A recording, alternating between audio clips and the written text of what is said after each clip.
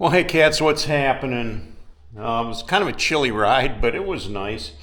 You probably noticed that I couldn't really get any really beautiful fall colors. Maybe one or two trees if you looked really close that were really vibrant. But this fall it just seems like the colors just weren't there like they have been in the past years. But anyways, I wanted to take a fall ride with the camera so you guys could kind of get the experience. I haven't winterized the bike yet. I've been keeping it on the battery charger because I haven't been riding it as much and it's cold. So I know that'll drain the battery a little faster, but when I need to ride it, I just take that off real quick and fires right up and out I go. Anyways, I don't know how many more videos I'm going to make with this 360 camera. Now, I don't know if you've ever seen one of these before, but it has a lens on both sides. So when you're filming with it, it films 360 degrees around all the time. And when I put it on the bike, wherever I mount it, I've had it up here on the handlebar before. I put it down here on this crash bar. But the problem that I keep having with the mount is that it slips when I'm riding. When I had it up here, it would, either go this way or it would go this way. And the mount would slide on the handlebar or the chrome crash bar here. So I just haven't found a place where I can mount it solidly. And I have the thing clamped as tight as it can possibly clamp. I don't want to damage the chrome either by trying to put something on there. I don't I don't know. Maybe a piece of rubber or something. But the other thing is, if I extend this out, you'll see this kind of has a wanda on it that, let me see if I can set the camera down here. It extends out. So, it goes out quite a ways here. And if I put it on the bike like that, there's just too much vibration. It springs like this back and forth, so it doesn't make for a good video doing that either. So I have to keep it, kind of collapsed down to where I don't get that vibration. Anyways, that's part of the problem. Now, the other problem with the 360 camera is, when you go to edit it, obviously when you watch the video you can't see 360 degrees. You can only see one direction at a time, and so you have to edit that, and you have to choose the view that you want as you edit. And but let's just say I had maybe a 45-minute ride, maybe an hour ride with the camera, and I got to edit that. Well, first I got to put it on the Insta360 editing program because that's the only program that you can edit with this camera. I can't edit it on my regular editing program. So this film has to be edited separately aside from all the other. This DJI camera that I'm using right here is on my regular editing program that I use. So I have to edit with this.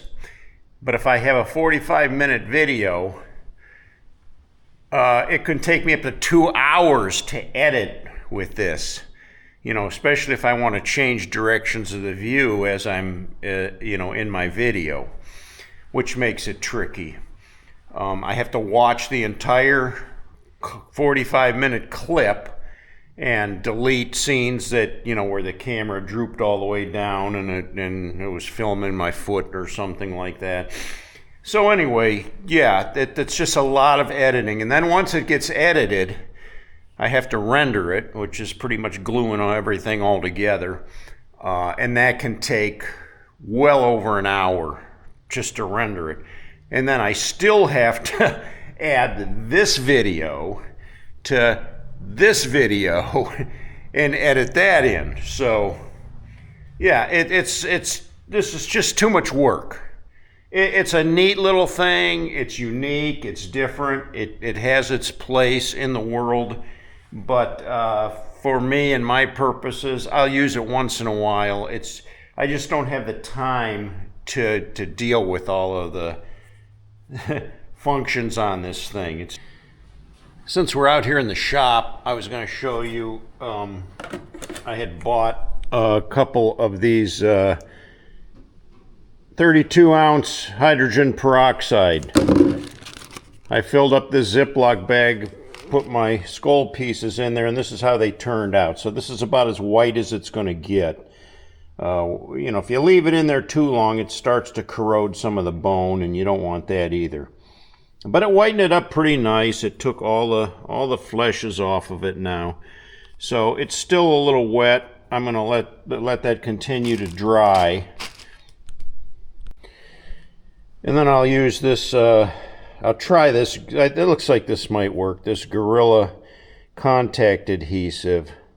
Bonds metal, glass, fabric, wood, ceramic, leather, paper, plastic, and more. 100% waterproof, permanent bond, and holds in seconds. So I'm going to glue the jaw bones back onto the thing and kind of get all these teeth put back in where they're supposed to go.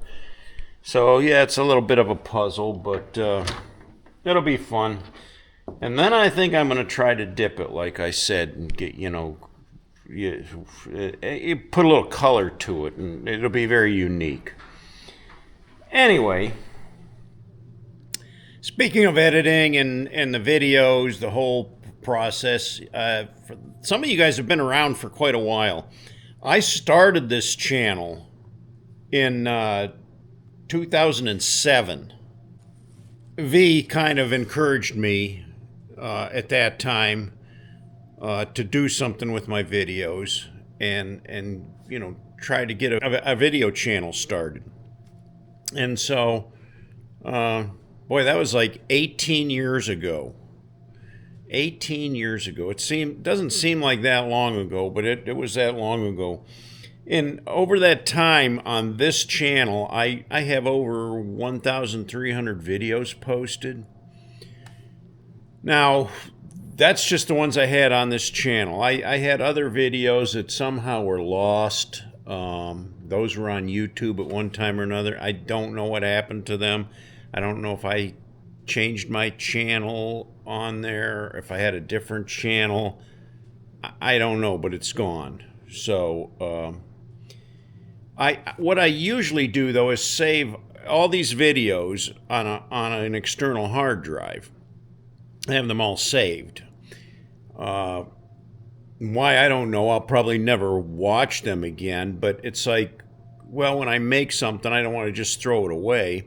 And anything that I put on the YouTube platform, it's no longer like in my basket. It's now on YouTube. I can watch them. I can go edit them or do whatever I want to do with them on YouTube. But if YouTube were to crash or be gone tomorrow, all those videos posted on YouTube would be gone. My channel got hacked years ago, and all those videos, my whole channel was gone.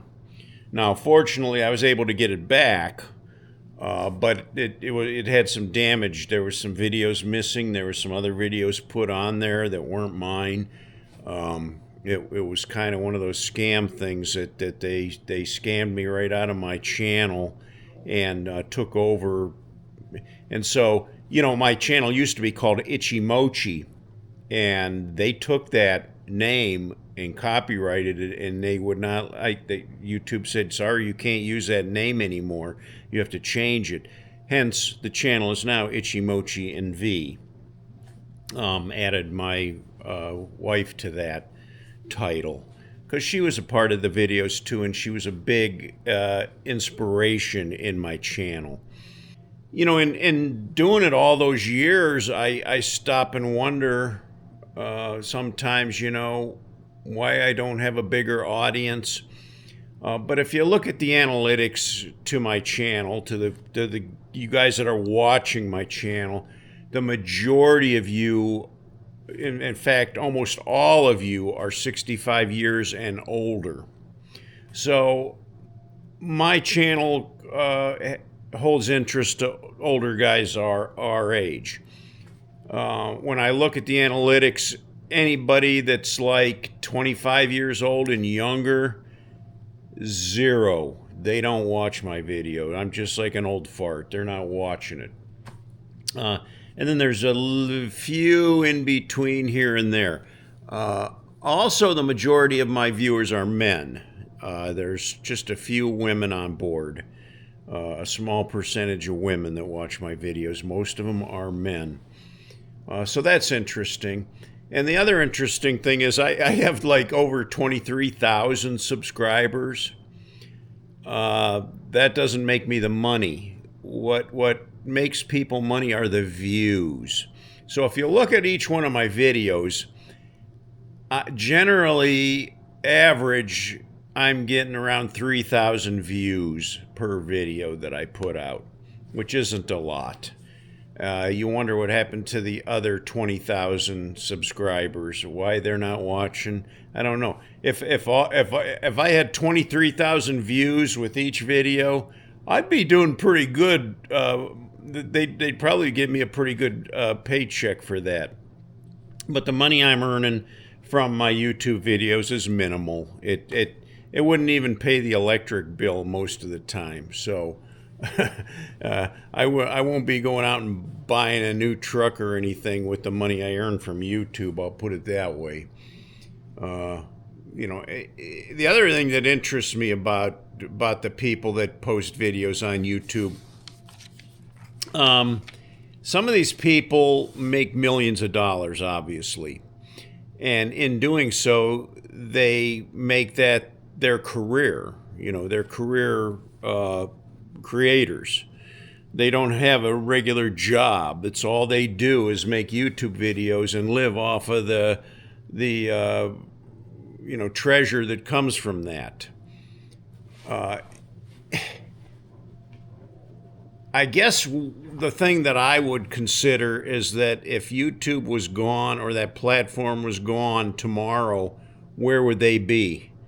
Jobless, you know, no job, no money coming in anymore. Then they'd be up a creek, wouldn't they? So, you know, I don't put all my ducks in the same basket, or all my eggs in the same basket,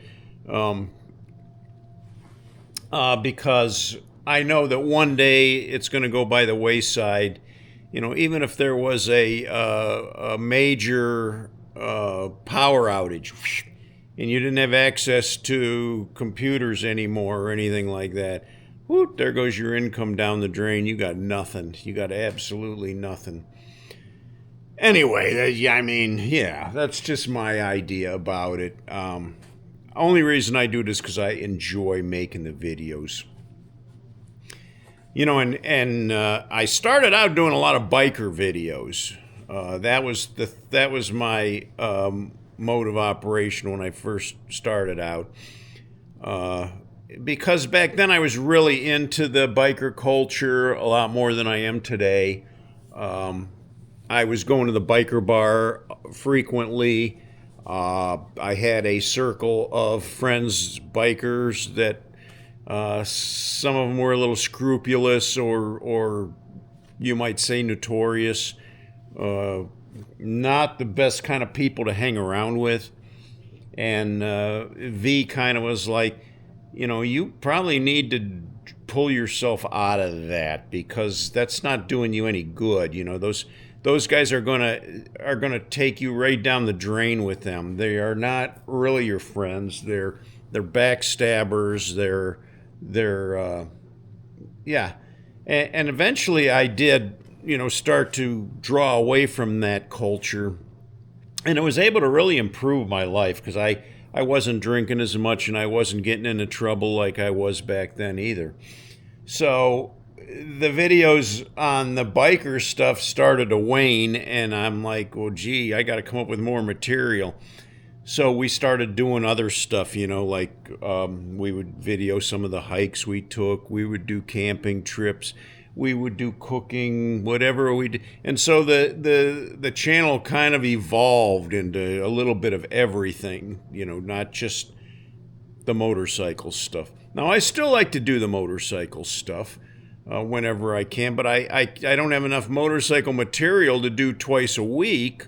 Because it's just what do you talk about? I mean, some guys do talk about, but it gets to the point where you're just rehashing the same thing, over and over and over again, and not just me, but there might be 20 other videos on the same subject. So, yeah, I mean, I could still do it, but I don't know. I just like to do what I do and just throw together whatever I can do when I can.